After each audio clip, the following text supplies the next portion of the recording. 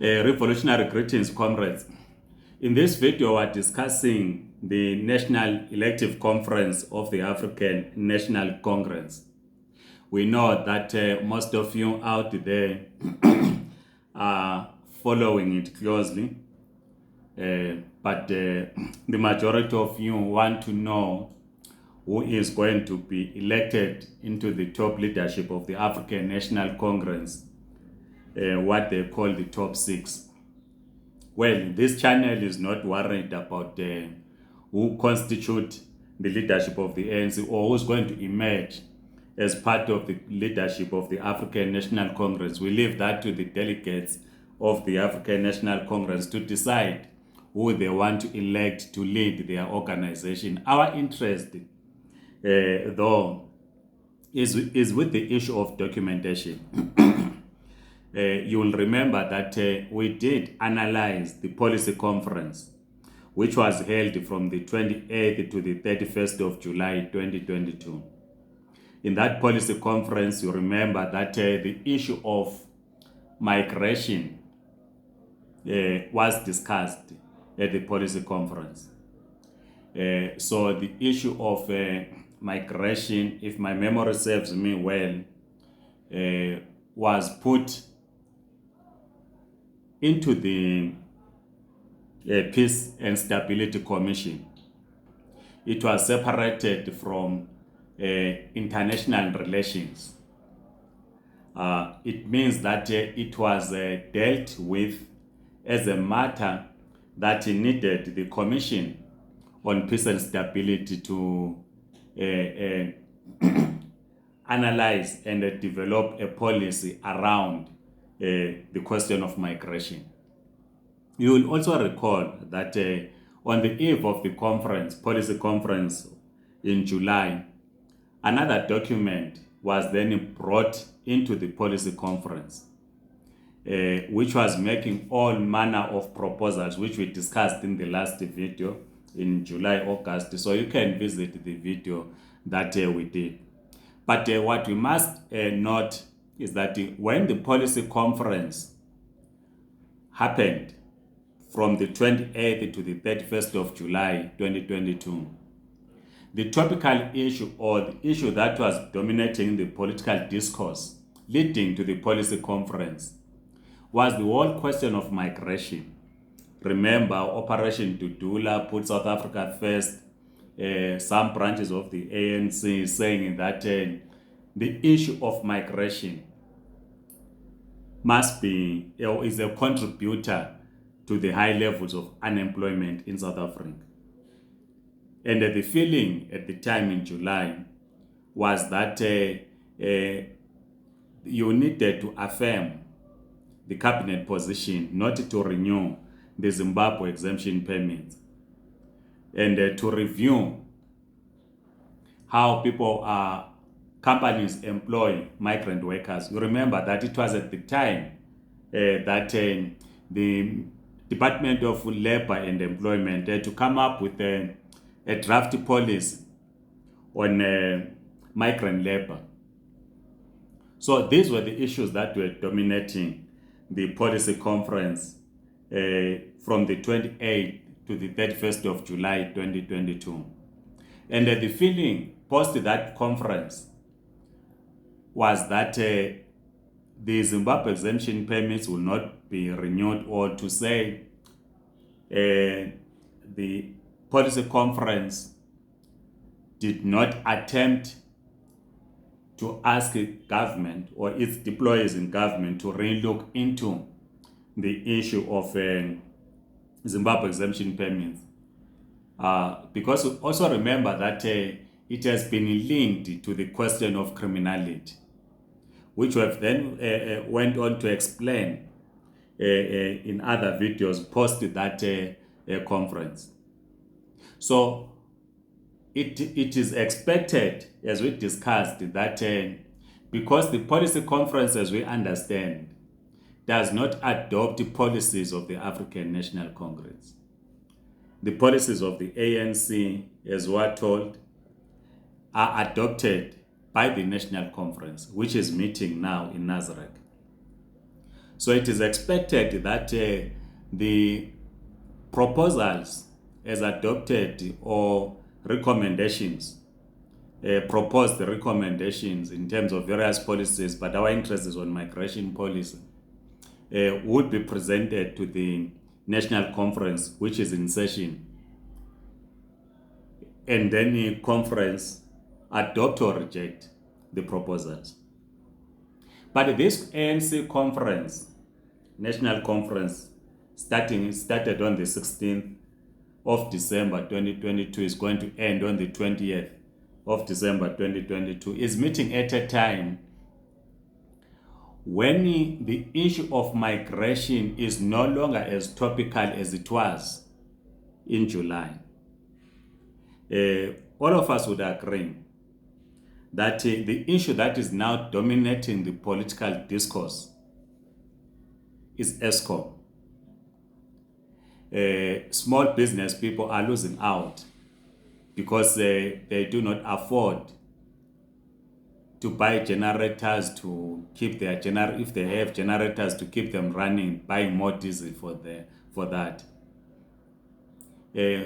I've not been reading an analysis in terms of the impact in the economy and in terms of the job losers as a result of ESCOM. But if you follow social media, you will then realize that what is now dominating the political and economic discourse in South Africa, and of course in the region, is the crisis of electricity.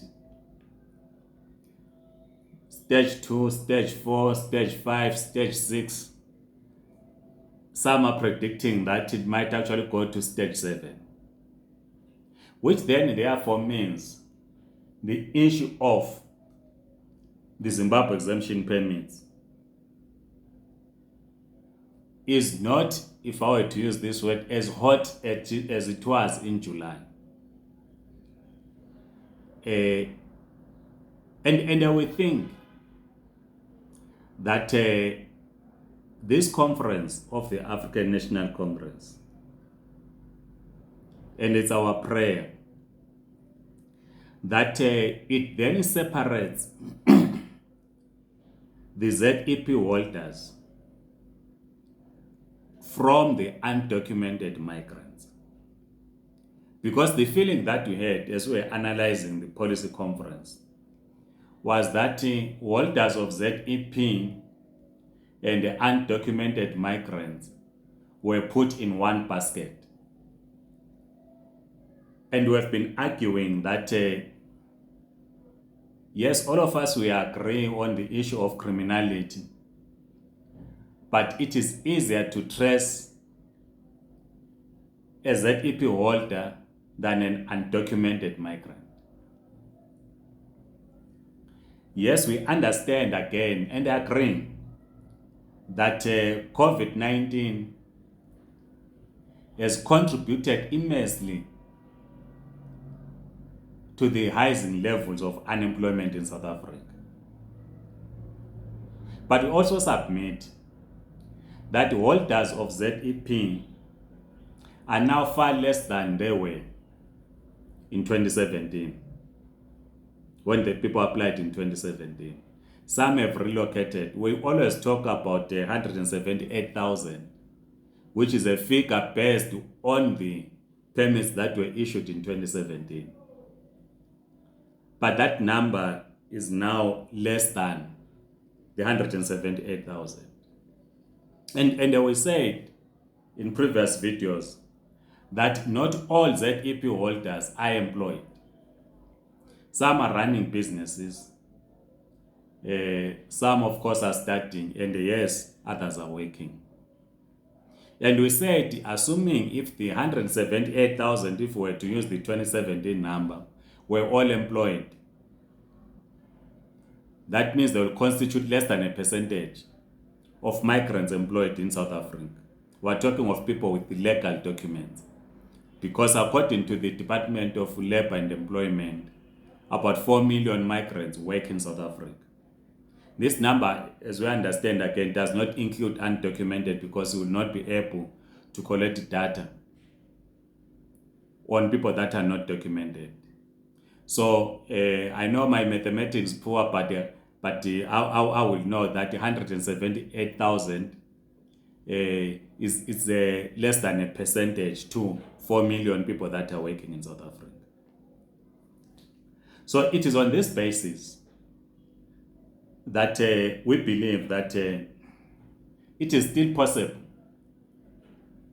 once you separate the ZEP holders from the undocumented, to give holders of ZEP another 3 years. Of course, we have said that ourselves are not involved in the court cases because we do not think that it is okay for us, when we are appealing to the ANC, to government and other stakeholders, to review the cabinet decision taken on the 24th of November 2021, not to renew ZEP, while we are running a parallel court process. We do not think it is okay, but we have explained that, well, people have their rights to do so. But ourselves, we think it is not okay.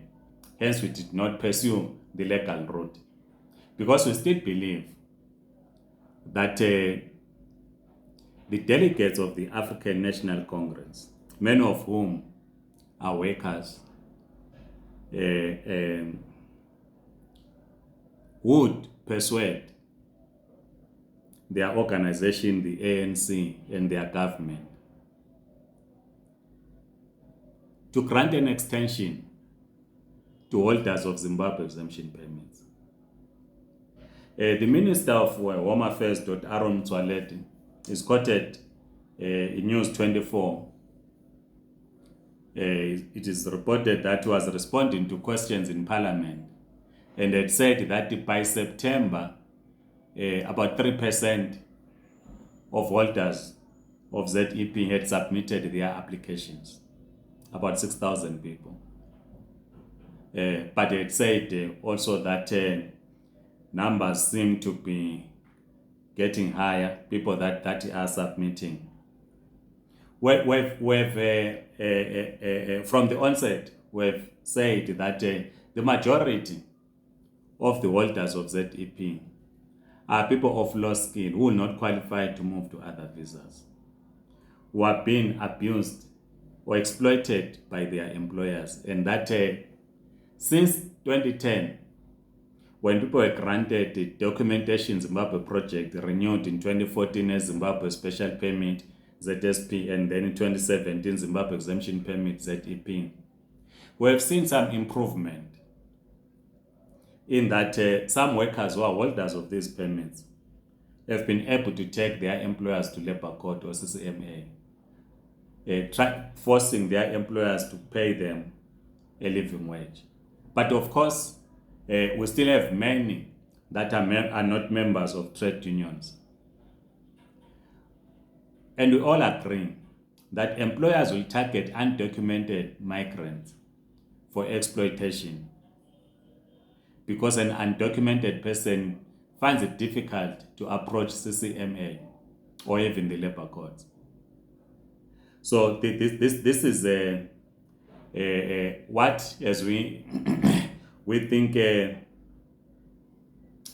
ANC conference, outside, of course, like I started by saying, most of you are excited about who's going to lead the ANC post this conference, and as I'm recording this video, according to the program I saw, delegates are voting for the top 6 unless they amended the program. And I'm saying that we leave that to the ANC members. Ours is to say to the comrades that are attending the conference that we think it would be the right thing to do, to grant a 3 or 4 year extension to holders of Zimbabwe exemption permits, so that they will continue with their lives. That does not mean we do not understand the plight that South Africans are facing in terms of the economy, which we have discussed. We are also talking of people that have been part of the South African economy for the last 12 years or more, that have contributed to the South African economy. So we await the outcome of the National Conference of the ANC.